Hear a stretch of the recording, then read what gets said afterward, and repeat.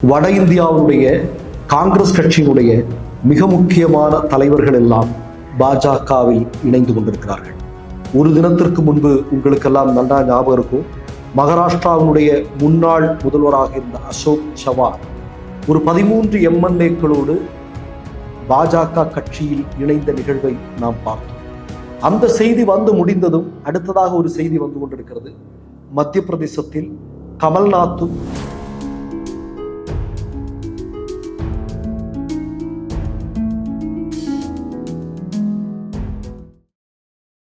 Malaysia, Singapore, Dubai நாடுகளில் குடியுரிமை வேண்டுமா? வெளிநாடுகளில் வெற்றிகரமாக இயங்கிக் கொண்டிருக்கும் பெரும் தொழில் நிறுவனங்களில் முதலீடு செய்ய விரும்புகிறீர்களா? பொது வர்த்தகங்களில் ஏற்றுமதி இறக்குமதி செய்ய வேண்டுமா? உடனடி தொடர்பு கொள்ளுங்கள். மிஸ்டர் பர்ஃபெக்ட் எக்ஸ்ட்ரா கோல்டு திருமணமான ஆண்களுக்கு திருப்பு முனையை ஏற்படுத்தும் ஹலாலான இயற்கை வியாகரா. வயதான பலகினமா, சுகர் பலகினமா, இனி கவலை வேண்டாம், உடனே ஆர்டர் செய்யுங்கள். இந்த சேனல் மக்களுக்காக செயல்படுகிறது என்று நீங்கள் நம்பினால், வாய்ப்பிருந்தால் எங்களுக்கு முடிந்த உதவியை செய்யுங்கள். வணக்கம். வட இந்தியாவுடைய காங்கிரஸ் கட்சியினுடைய மிக முக்கியமான தலைவர்கள் எல்லாம் பாஜகவில் இணைந்து கொண்டிருக்கிறார்கள். ஒரு தினத்திற்கு முன்பு உங்களுக்கெல்லாம் நல்லா ஞாபகம் இருக்கும், மகாராஷ்டிராவினுடைய முன்னாள் முதல்வராக இருந்த அசோக் சவான் ஒரு 13 எம்எல்ஏக்களோடு பாஜக கட்சியில் இணைந்த நிகழ்வை நாம் பார்த்தோம். அந்த செய்தி வந்து முடிந்ததும் அடுத்ததாக ஒரு செய்தி வந்து கொண்டிருக்கிறது. மத்திய பிரதேசத்தில் கமல்நாத்தும் அவருடைய மகன் நகுல்நாத்தும் பிஜேபி கட்சியில் இணைய போகிறார்கள் என்று.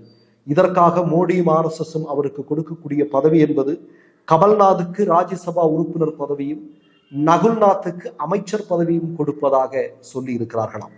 அடுத்ததாக நீங்கள் பார்த்தால், சமீபத்தில் நீங்கள் பார்த்தால் இந்தியாவில் இருக்கக்கூடிய காங்கிரஸ் கட்சி வளர்த்து விட்ட மிக முக்கியமான தலைவர்கள், பல்வேறு மாநிலங்களுடைய முதல்வர்கள் எத்தனை பேரை பாஜக அவர்கள் கட்சியில் எடுத்து சென்றது என்பதை பார்க்க வேண்டியிருக்கிறது. ஹிமந்த் பிஸ்வ சர்மா இன்றைக்கு அசாமினுடைய முதல்வராக, பாஜகவுடைய முதல்வராக இருக்கக்கூடியவர். அவர் காங்கிரஸ் கட்சியினுடைய முதல்வராக இருந்தவர் இல்லையா? அதே மாதிரி நீங்க பாத்தீங்க அப்படின்னா, உத்தரப்பிரதேசத்தினுடைய ஜெகதாம்பிகா பால், இவர் முன்னாள் உத்தரப்பிரதேசத்தினுடைய முதல்வராக இருந்தவர். அவர் இன்றைக்கு பாஜக கட்சியில் நினைக்கிறார். அதே மாதிரி கிரிதர் ஹமாம் என்று சொல்லக்கூடிய நபர், அவரும் முன்னாள் முதல்வராக இருந்தவர். அவர் இன்றைக்கு பாஜக கட்சியில் இருக்கிறார். விஜய் பல்குணா முன்னாள் முதல்வராக இருந்தவர், இன்றைக்கு பாஜக கட்சியில் இணைந்திருக்கிறார்.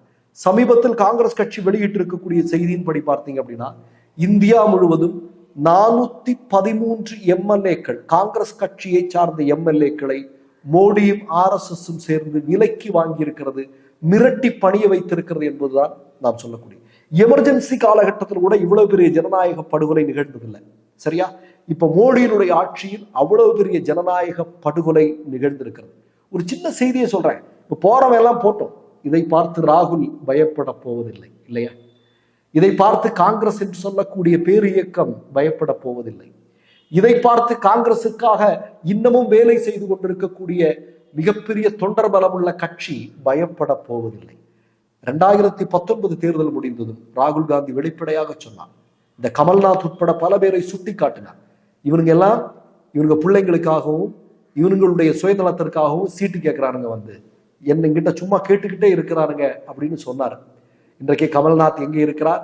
பாஜகவில் இணையவிருக்கிறார் என்கிற செய்திகள் வந்து கொண்டிருக்கிறது. இதே கமல்நாத் தான் உங்களுக்கு தெரியும், இப்ப சமீபத்தில் நடந்த செய்தி, பாபர் மசூதி இடிக்கப்பட்ட இடத்தில் கட்டப்பட்டிருக்கக்கூடிய ராமர் கோயிலுக்காக வெள்ளி கட்டிகளை பரிசாக மத்திய பிரதேசத்திலிருந்து அனுப்பி கொடுத்தவர். இந்த சங்கி மனோநிலையில் இருக்கக்கூடிய காங்கிரஸ் கட்சியில் இருக்கக்கூடிய நபர்கள் முதலில் களை எடுக்கப்பட வேண்டும். RSSஐ உறுதியோடு எதிர்க்கக்கூடிய ராகுலை போன்ற மனிதர்கள் காங்கிரஸ் கட்சியில் இணைக்கப்பட வேண்டும். பார்ப்பனியம் காங்கிரஸ் கட்சிக்குள்ள மிக ஆழமாக வேரூன்றி இருக்கிறது, அது முழுவதுமாக களையப்பட வேண்டும். நீங்க ஊர்ல எல்லாம் பார்த்தா கம்யூனிஸ்ட் கட்சிகளுக்கு அடுத்ததாக நீங்க வட இந்தியாவில் பார்த்தீங்கன்னா ஏழை எளிய மக்களுடைய கட்சியாக காங்கிரஸ் தான் இன்னமும் இருக்கு. அவங்க இன்னமும் அவர்களைத்தான் நம்புகிறார்கள், பாஜகவை அல்ல. அதை நாம் புரிந்து கொள்ள வேண்டியிருக்கிறது. அப்ப இவ்வளவு பெரிய ஜனநாயக படுகொலையை இவர்கள் நிகழ்த்தி கொண்டிருக்கிறார்கள். இதை மக்கள் கண்டிப்பாக 2024 பாராளுமன்ற தேர்தலில் இவ்வளவு பெரிய அநாகரிகத்தை செய்து கொண்டிருக்கக்கூடிய பாஜக தண்டிக்கப்பட வேண்டும், வீட்டிற்கு அனுப்ப வேண்டும். மீண்டும் சொல்கிறேன், இந்த அயோத்தி ராமர் கோயில் இந்த வேலையெல்லாம் மக்கள் கிட்ட செல்லுபடி ஆகலை. அதனாலதான் வலை போட்டு எல்லாரையும் மிரட்டி இன்னைக்கு கட்சிக்குள்ள கொண்டு வந்துட்டு இருக்கிறாங்க. பதவி ஆசை காட்டி கட்சிக்குள்ள கொண்டு வந்திருக்கு. இதுக்கு மேல இவனுக்கு என்னன்னா ஒரு பொய்யை கிளப்பி விட்டுட்டு இருக்காங்க. இவங்களுடைய அடிமை ஊடகங்களை சேர்ந்து 400 சீட்டு வரும்னு. டேய், உறுதியா சொல்றேன், 200 சீட்டு கூட இந்த முறை பிஜேபி வராது. அதுல எந்த விதமான சந்தேகம் இல்லை. முடிவு பண்ண வேண்டியது நீ இல்லை, இந்தியாவுடைய மக்கள் முடிவு செய்து விட்டார்கள். இந்த மாதிரி தமிழ்நாட்டில இருந்து என்ன வருது? 39 இடத்துலையும் திராவிட முன்னேற்ற கழகம் வெற்றி பெறும் என்று வருகிறது. கேரளாவில் 20 இடங்களிலும் கம்யூனிஸ்ட் கட்சியும் காங்கிரசும் அங்கே வெற்றி பெறும் என்று சொல்கிறது. தெலுங்கானா முழுவதிலும் அங்கே காங்கிரஸ் கட்சி வெற்றி பெறும் என்று சொல்கிறார்கள். ஆந்திராவில் ஜெகன்மோகனுடைய கட்சி வெற்றி பெறும் என்று சொல்கிறார்கள். கர்நாடகாவில் வந்து கொண்டிருக்கக்கூடிய செய்திதான் 20க்கும் அதிகமான இடங்களில் காங்கிரஸ் கட்சி வெற்றி பெறும், 2 இடங்களில் மட்டும்தான் பாஜக வெற்றி பெறும் என்று சொல்கிறது. அப்ப பொதுவா நீங்க பாத்தீங்கன்னா ஒரு 160 இடங்கள்ல 4 இடங்களில் மட்டுமே பாஜக வெற்றி பெறும். இதுல இவனுங்க கணக்கு காட்டி நம்மளை மிரட்டி பாக்குறானுங்க, பயமுறுத்தி பாக்குறானுங்க. 400 அப்படிங்கிறது 400 எல்லாம் கனவுல இருக்கும். முதல்ல மோடி அமித்ஷாவிற்கு சொல்லிக்கொள்ள விரும்புகிறேன், தெரிந்த வேலையை டீ ஆற்றுவதோ இல்ல வேற ஏதாவது செய்கிறதோ இல்ல உங்களுடைய முன்னோர்கள் சவார்கர் செய்த வேலைகள் ஏதாவது தெரியும் என்றால் அதை பழகிக்கொண்டு அரசியலிலிருந்து விலகுவதற்கு முடிவு செய்யுங்கள். மக்கள் முடிவெடுத்து விட்டார்கள். மற்றொரு நிகழ்வில் சந்திப்போம். நன்றி, வணக்கம். மை நேம் இஸ் ரெட் சேனலை சப்ஸ்கிரைப் பண்ணிக்கோங்க. அதுக்கப்புறமா பக்கத்தில் இருக்கிற ஜாயின் பட்டனை கிளிக் பண்ணீங்கன்னா ஒரு நியூ பேஜ் ஒன்று ஓப்பன் ஆகும். அதுலயும் ஜாயின் பட்டனே கிளிக் பண்ணிக்கோங்க. அதுல பாத்தீங்கன்னா credit R debit card options இருக்கு. இதுல உங்களுக்கு விசா, மாஸ்டர் கார்டு, ரிப்பே அப்படின்னு 3 ஆப்ஷன்ஸ் கொடுத்துருக்காங்க. அதுல நீங்க எந்த கார்டு சூஸ் பண்றீங்களோ அந்த கார்டோட நம்பர் என்டர் பண்ணிக்கோங்க.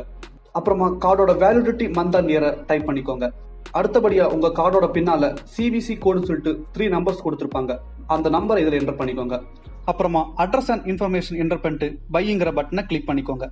ஒருவேளை உங்க கார்டு நம்பர் இன்வாலிட்னு காமிச்சிச்சுன்னா உங்க கார்டுல இன்டர்நேஷனல் யூசேஜை எனேபிள் பண்ணுங்க.